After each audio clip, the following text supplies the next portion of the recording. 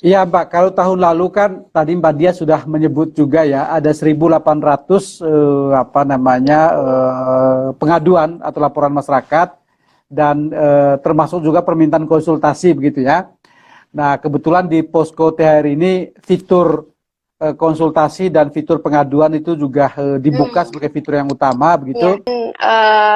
data-data di lapangan tadi terkait Hmm, pemberian THR yang pendistribusiannya beda ya Pak ya, antara hmm, dari perusahaan ke rakyat, kemudian hmm. THR dari pemerintah ke pegawai pemerintah, itu kan beda Pak. Yang pegawai pemerintah tentu berjalan dengan baik, sedangkan apa pemberian THR di rakyat ini masih masih ada kesenjangan seperti itu. Nah, apa sih Pak yang membuat uh, ini menjadi berbeda seperti itu Pak? Ya Apakah kalau karena pemerintah ya, gimana Pak gimana? Apa karena apa? iya Pak, ya, apa yang kemudian membedakan pengawasan seperti itu, Hmm. pengawasan pemberian THR ini sehingga uh, terjadi kesenjangan begitu Pak? Ya pertama kalau pemerintah itu membayar cukup optimal, tepat waktu dan tidak dicicil gitu ya. Meskipun masih ada juga beberapa daerah yang belum membayarkan itu sesungguhnya pemerintah memberikan contoh kepada para pelaku usaha, kepada pemberi kerja, kepada perusahaan gitu bahwa ini loh pemerintah sudah menjadi contoh untuk kita menunaikan kewajiban kita untuk membayar hak normatif dari para pekerja kita. Apakah pekerja sektor publik maupun nanti diharapkan juga pekerja sektor private gitu.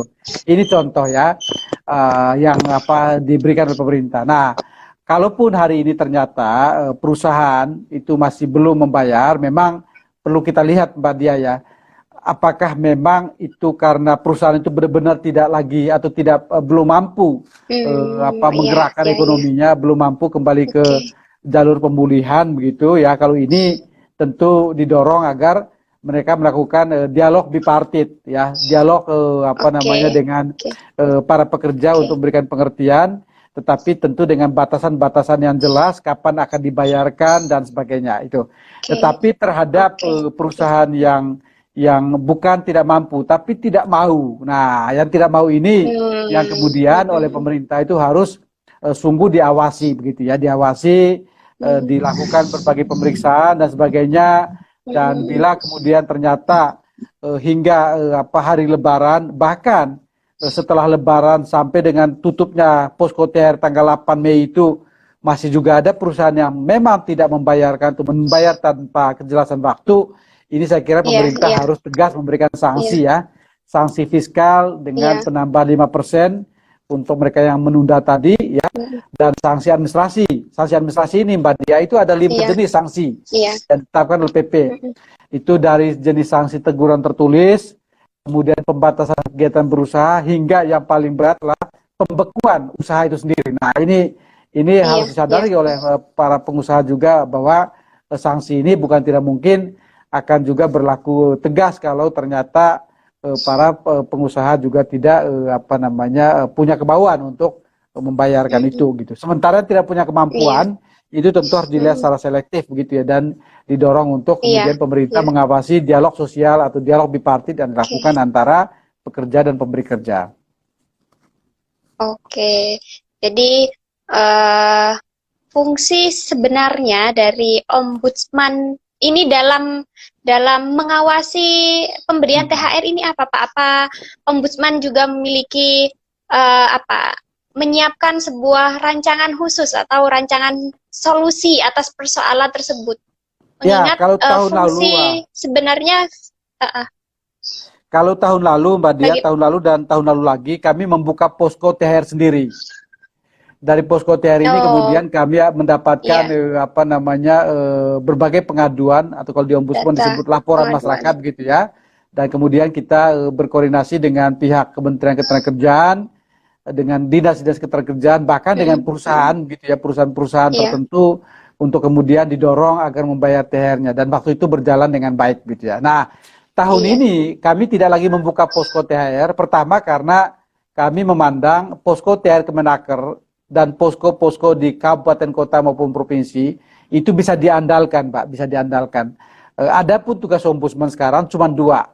Satu adalah tentu dalam kerangka apa namanya fungsi tanpa posko pun fungsi ini tetap kita jalankan sebagai bagian dari apa tugas dan fungsi rutin ombudsman, yaitu tetap menerima pengaduan, tetap menerima laporan masyarakat ya, termasuk dari buruh atau dari apa pekerja begitu.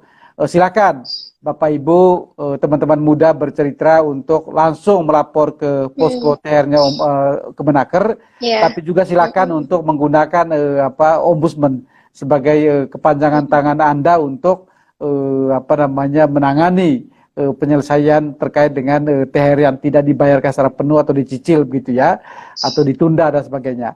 Tetapi kemudian kedua adalah selain kami menerima langsung pengaduan dari masyarakat gitu, kami juga sesuai dengan perintah undang-undang kami menjadi pengawas atas Kemenaker, atas Dinas Ketenagakerjaan, dan pengawas atas posko-posko yang dibentuk. Jadi apa namanya ombudsman justru mengawasi sejauh mana Kemenaker, sejauh mana Dinas Tenaga Kerja, dan sejauh mana posko THR itu menjalankan pengawasan mereka terhadap perusahaan, kira-kira gitu. Jadi pengawasan di atas pengawasan begitu ya. Nah ini yang menjadi tugas saya. Kebetulan di ombudsman saya menjadi apa pengampu yang memimpin bidang ketenagakerjaan, termasuk dalamnya adalah jaminan sosial ketenagakerjaan begitu.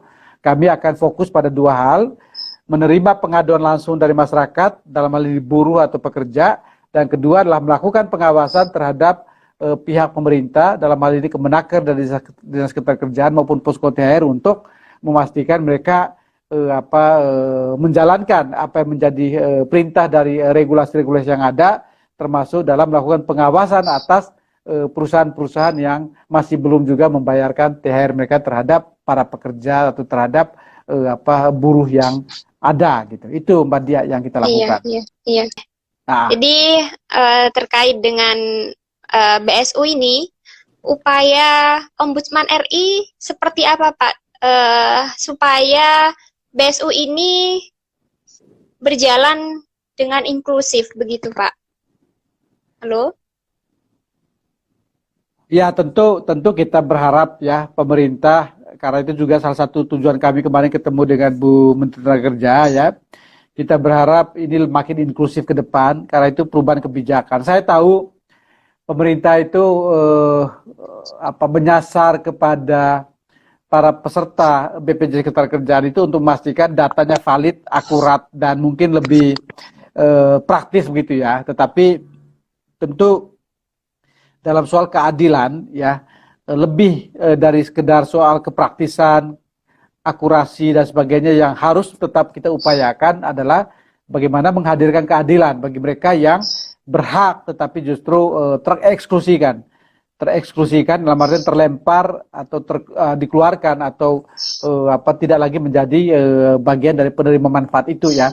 Itu yang kita harapkan. Jadi ada sisi perubahan kebijakan di pemerintah untuk makin memperluas itu. Sisi lain tentu adalah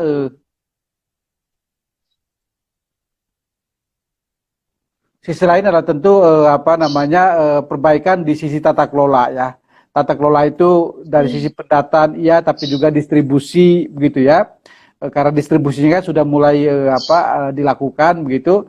Sejauh mana kemudian ini benar-benar memang mempermudah